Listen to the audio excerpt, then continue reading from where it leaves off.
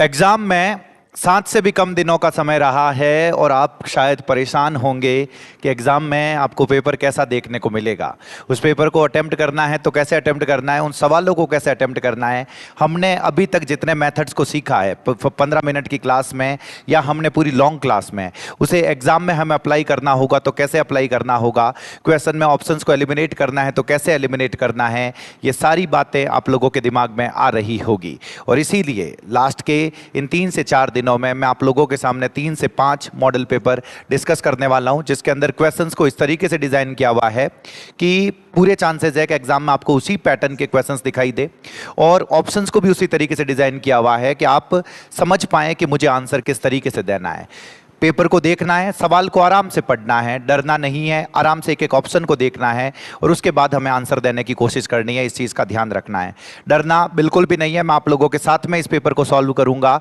आप लोगों को पूरे 15 क्वेश्चन करने के बाद मुझे बताना है कि आपके कितने सही हुए हैं, कितने गलत हुए हैं, कॉमेंट बॉक्स में। ध्यान रखना 5 से 6 क्वेश्चन जैसा मैंने कहा एग्जाम में भी आसान होंगे, 5 से 6 क्वेश्चन मीडियम लेवल के होंगे और 5 से 6 क्वेश्चन टफ होंगे। कहने का मतलब 15 क्वेश्चन में से 5 को मैं डिवाइड करूं। जो मेरे गरीबड़े हैं सर, गरीबड़े हैं, उनसे 7 से 8 क्वेश्चन एवरेज होने चाहिए जिन्होंने 10-15 दिन पहले ही इंग्लिश को हाथ लगाया है। लेकिन जो 15/15 वाले हैं उनसे 13, 14, 15 क्वेश्चन होने चाहिए। तो आज मैं क्वेश्चंस को डिस्कस करता हूं। सबसे पहला क्वेश्चन सर, जय बजरंगबली के साथ इस क्लास की शुरुआत करते हैं सर। जय बात, इधर आ जाओ। First question, pick out the correct form of the verb. Correct form of the verb बतानी है। शी वॉज वॉकिंग, इधर देखना सर। छह बात, yes, she was walking along the road when. अरे भाई साहब, वैन के साथ सीधा दिमाग में आना चाहिए। वैन के साथ यहां पे मुझे दे रखा है पास्ट कॉन्टिन्यूस। वैन के साथ पास्ट कॉन्टिन्यूस दे रखा हो तो दूसरी तरफ मुझे लगाना होता है पास्ट सिंपल। पास्ट सिंपल के अंदर, अरे सर हमने तो पास्ट कॉन्टिन्यूस पास्ट सिंपल नहीं पढ़ा था, हमने तो वॉज वर आईएनजी और वर्ब की सेकंड फॉर्म पढ़ा था। हाँ, तो वॉज वर आईएनजी हो तो इधर वर्ब की सेकंड फॉर्म आराम से ऑप्शन में देखना है कहां पे वर्ब की सेकंड फॉर्म है। वो चल रही थी रोड के किनारे किनारे, जब ही ने उससे मिला तो ध्यान रखना वर्ब की सेकंड फॉर्म देखो, हैव मेट नहीं होगा, वॉज मीटिंग नहीं होगा, ऑलरेडी कंटिन्यूस आ रखा तो वापस कंटिन्यूस नहीं लगाना है, मीट नहीं होगा, क्वेश्चन नॉट अटेम्प्टेड तो क्यों करोगे, आप ए ऑप्शन के साथ चले जाओगे। मैं उम्मीद कर रहा हूं आप लोगों को पता चल रहा है सर। नेक्स्ट क्वेश्चन आपके किससे पूछा हुआ? अरे भाई साहब, ये तो पैसिव वॉइस से पूछा हुआ है। पैसिव वॉइस ध्यान रखना, सीधी की सीधी नजर डालनी है हमारे वर्ब के ऊपर। एग्जामिनेशन हॉल में बैठोगे, सीधी की सीधी नजर डालनी है वर्ब के ऊपर। सब्जेक्ट हो गया द स्टूडेंट्स, वर्ब हो गई सर नॉमिनेटेड। जैसे ही वर्ब नॉमिनेटेड हो गई आपको नजर पड़ी सर ये तो वर्ब की सेकंड फॉर्म है। वर्ब की सेकंड फॉर्म का पैसिव वॉइस क्या बनना चाहिए? तुरंत याद करो। अरे सर ने कुछ तो बताया था, डिड और वर्ब की सेकंड फॉर्म का कुछ बताया था, वॉज वर प्लस वर्ब की थर्ड फॉर्म। ऑप्शन के अंदर वॉज वर प्लस वर्ब की थर्ड फॉर्म को ढूंढने की कोशिश करो जल्दी से। सर पहले तो वॉज वर प्लस वर्ब की थर्ड फॉर्म, सर इसमें कहीं पे भी वॉज वर प्लस वर्ब की थर्ड फॉर्म नहीं दिखाई दे रहा है, काट देते हैं सर, काट देते हैं सर। इसमें वॉज वर प्लस वर्ब की थर्ड फॉर्म तो दिखाई दे रहा है लेकिन पहले नॉमिनेटेड आया हुआ है फिर वॉज आया हुआ है, काट देते हैं sir. He nominating the secretary of the club by the students, भाई साहब वॉज वर कहीं पे भी नहीं है, इसको भी काट देते हैं। ध्यान रखना हिम पीछे आ रखा है, सेंटेंस शुरू ही से होगा तो ही वॉज नॉमिनेटेड। फर्स्ट जो होगा वो सही जवाब होगा। मैं उम्मीद कर रहा हूं कि आप लोगों को पता चल रहा है। नेक्स्ट क्या लिखा हुआ आप लोगों के सामने, इधर देखना। The teacher said, have you submitted your form? अरे ये तो नरेशन का है, इन्वर्टेड कॉमास जैसे ही देखो पता चल जाना चाहिए, ये तो रिपोर्टेड स्पीच का है। रिपोर्टेड स्पीच ध्यान से करना, पहली नजर यहां पे पड़नी चाहिए। इन्वर्टेड कॉमास के शुरू में क्या दे रखी है सर? Helping verb. अरे भाई साहब, जब इन्वर्टेड कॉमास के शुरू में हेल्पिंग वर्ब हो और पीछे की तरफ क्वेश्चन मार्क हो तो वो तो इंटरोगेटिव सेंटेंस होता है। इंटरोगेटिव सेंटेंस में पूछते हैं या बताते हैं, पूछते हैं या बताते हैं। अरे सर पूछते हैं, पूछना को आस्क कहते हैं। दूसरी चीज जहां पे भी हैव का हैव लिखा हुआ है उसको तो पहले काट दो। तो चलो एक ऑप्शन चला गया सर, 2 लिखा हुआ, 3 लिखा हुआ, 4 लिखा हुआ, अब मैं कंफ्यूज्ड हूं। तो सेड लिखा हुआ है, सेड की जगह पे आस्क्ड होना चाहिए। भाई साहब यहां पे आस्किंग लिखा हुआ है, काट दो। अब मैं 2 ऑप्शंस में और कंफ्यूज्ड हूं, यहां पे भी आस्क्ड है, यहां पे भी आस्क्ड है, मी है, बीच में इफ वेदर हो सकता है, इफ वेदर हो सकता है। अरे भाई साहब ये तो फ्यूज कर रहा है, सब कुछ सेम लिख रखा है। यहां पे वापस देखोगे तो आई हैड लिख रखा है, यू चेंज हुआ, लिसनर नहीं दे रखा है तो हम आई मानते हैं, तो आई हैड का आई हैड लिख रखा है। अब मैं करूं तो क्या करूं, मुझे तो पता ही नहीं चल रहा। अरे रुको, पढ़ते रहना है, पढ़ते रहना है। यहां यहां पे लिखा हुआ है देखो सबमिटेड, यहां पे सबमिटेड है लेकिन यहां पे सबमिटिंग है। वर्ब को चेंज करना तो मैंने आप लोगों को कहीं बताया ही नहीं, तो ये गलत हो जाएगा और 3 ऑप्शन जो होगा वो बिल्कुल सही होगा। डरना नहीं है, आराम से करने की कोशिश करनी है, आराम से ध्यान रखना, आराम से। ये क्या लिखा हुआ आप लोगों के सामने, ये लिखा हुआ choose the correct option from assertive to exclamatory transformation for the given sentence. यहां पे आप लोगों के सामने लिखा हुआ I wish I had wings of dove. मैं ये विश करता हूं कि मेरे पास डव के पंख हो, आप ऐसा कहना चाहते हो। अब इधर देखना सर, इधर देखना, आई विश वाले का एक्सक्लेमेटरी क्या बनता है, तुरंत याद करो, कुछ तो मैंने बता रखा होगा। वो स्टार्ट होता है दो से, या तो ओ दैट से स्टार्ट होता है या वुड दैट से स्टार्ट होता है। अरे सर यहां पे कहीं ओ दैट लिख रखा है क्या? अरे भाई साहब धाप के ओ दैट लिख रखा है, oh that I had the wings of dove. कहीं पे भी ओ दैट नहीं है, कहीं पे भी ओ दैट नहीं है, कहीं पे भी ओ दैट नहीं है। तो इसका जो जवाब होगा, ये फर्स्ट क्वेश्चन जवाब होगा। मैं उम्मीद कर रहा हूं आप लोगों को पता चल रहा है। ये देखो, अरे भाई साहब ये सवाल जो है ये तो आर्टिकल का सवाल है। ये तो किसका सवाल है? आर्टिकल का। अब मैं इसमें लगाऊं तो क्या लगाऊं? अरे सबसे शुरू में एस आ रखा है, एस तो कॉन्सोनेंट होता है, एस तो कॉन्सोनेंट होता है, तो मन करेगा अ लगाने का, लेकिन रुक जाना, तभी याद करना। अगर इस सर ने बताया था कि मुझे ए ई आई ओ यू और ए बी सी डी नहीं देखना होता, मुझे उसका साउंड देखना होता है। अरे साउंड कैसे सर, साउंड कैसे? जैसे यहां पे लिखा हुआ होता ना, ही इज खाली जगह एम ए। अरे सर ऐसा लिखा हुआ तो एम ए में ए एम ये लिखा हुआ है, तो ये स्वर का साउंड है, तो मैं एन लगाता हूं। उसी तरीके से एस के अंदर देखोगे ये है सर, तो इसके हिसाब से मुझे एन लगाना पड़ेगा। इस चीज का ध्यान रखना। जे बात मैं उम्मीद कर रहा हूं पता चल रहा है। अरे भाई साहब ये कैसा सवाल आ गया? ये सवाल तो मुझे प्रेपोजिशन में से लग रहा है, प्रेपोजिशन में से। ध्यान से पढ़ना, आपको लगेगा कि ये सवाल आपको आता है, लगेगा, लेकिन गड़बड़ हो जाएगी। मैं अभी भी बता रहा हूं, वो बैठा हुआ था पेड़ की छांव में। ये मैंने आप लोगों के सामने गलती से एक पेड़ बनाने की कोशिश की है। आप यहां पे बैठे हो, आप यहां पे बैठे, ध्यान रख लेना। सिर्फ ट्री लिखा हुआ होता, सिर्फ ट्री लिखा हुआ होता, तब तो मैं अंडर लगा देता, तब तो मैं क्या लगा देता? अंडर द ट्री बैठे हुए थे। लेकिन भाई साहब ने लिखा है कि पेड़ की छांव में बैठे हुए थे। यहां पे छांव है और इसी छांव के अंदर आप बैठे हुए थे, तो उस सेंस में ध्यान रख लेना। हमेशा होता है in the shade of the tree. To नहीं होगा, इनटू नहीं होगा, ऑन नहीं होगा, in the shade of the tree होगा।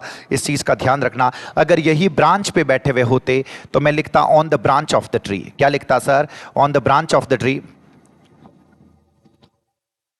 मैं उम्मीद कर रहा हूं कि पता चल रहा है सर, पता चल रहा है, काफी सही हो। अरे इसको देखो, अरे भाई साहब ये तो ट्रांसलेशन का सवाल आ गया। ट्रांसलेशन का सवाल, पढ़ना है, डरना नहीं है। इतना बड़ा सेंटेंस मेरे से कब होगा? मेरे से तो होगा ही नहीं। अरे लोड मत लो, आराम से देखो। आपके सामने लिखा हुआ है पहाड़ों के लोग मैदानों के लोगों की अपेक्षा बलवान होते हैं।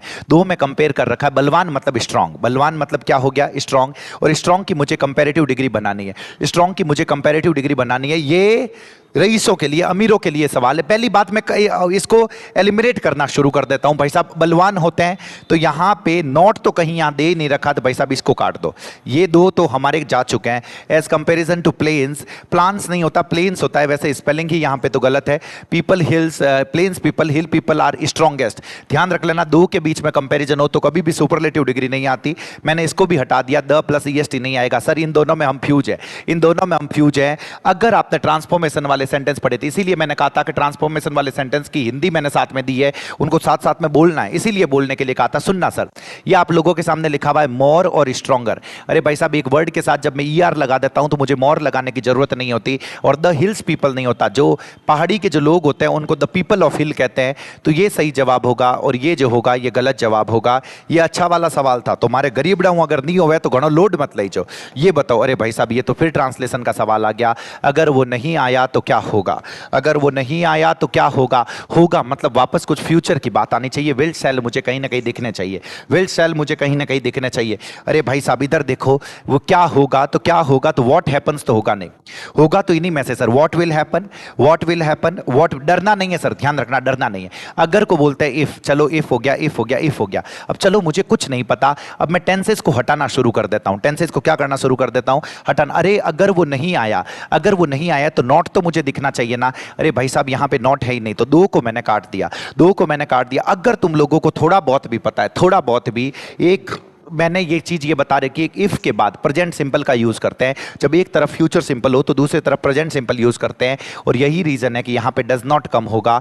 तो यहां पे सही जो जवाब होगा वो ये होगा, what will happen if it does not come. मैं उम्मीद कर रहा हूं आप लोगों को पता चल रहा है। जे बात ये, अब ये खुकार है, अगर आप लोगों ने पढ़ रखा है तो बता पाओगे, नहीं पढ़ रखा है तो नहीं बता पाओगे। ज्यादा माथा लगाने की जरूरत नहीं। कॉग्निजेबल ऑफेंस जो होता है उसका मतलब संज्ञेय अपराध होता है। संज्ञेय अपराध आप लोगों के सामने लिख रखा है, मैं उम्मीद कर रहा हूं आप लोगों को पता चला है। नेक्स्ट क्या लिखा हुआ है सर, इधर देखो, इधर इधर इधर, ये फिर एक प्रेपोजिशन। प्रेपोजिशन इंपॉर्टेंट टॉपिक है कि कुछ टॉपिक्स है जिसमें से दो सवाल पूछे जाने के चांसेस है, उसमें से एक प्रेपोजिशन है सर। पूरे चांसेस है कि इसमें से आपको 2 सवाल पूछे जाए, फिर क्या पता आरएसएम एसएसबी वालों के कुछ तूफानी करने की जज जाए और वो कुछ और दे दे, तो उसका कुछ नहीं कर सकते।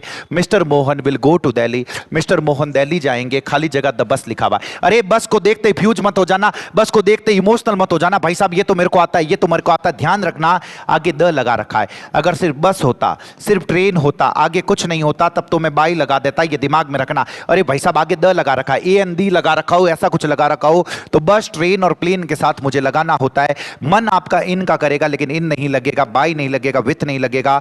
On the bus, on the train, on the plane होता है, ये मैंने बता रखा है। One of the most important है सर, इस चीज का ध्यान रखना। जे बात, अरे भाई साहब ये तो डिटरमिनर्स का क्वेश्चन आ गया, डिटरमिनर्स का क्वेश्चन आ गया। इसमें मुझे क्या पता रखना है? अरे पता क्या रखना है, I would like to have खाली जगह मोर बनानास, मैं थोड़े से और बनानास चाहूंगा। बनानास, बनानास प्लूरल है सर। बनानास क्या है? प्लूरल। प्लूरल का मतलब हो गया बहुवचन। ये मोर सिर्फ आप लोगों को कंफ्यूज करने के लिए दिया हुआ है। बनानास प्लूरल है, प्लूरल है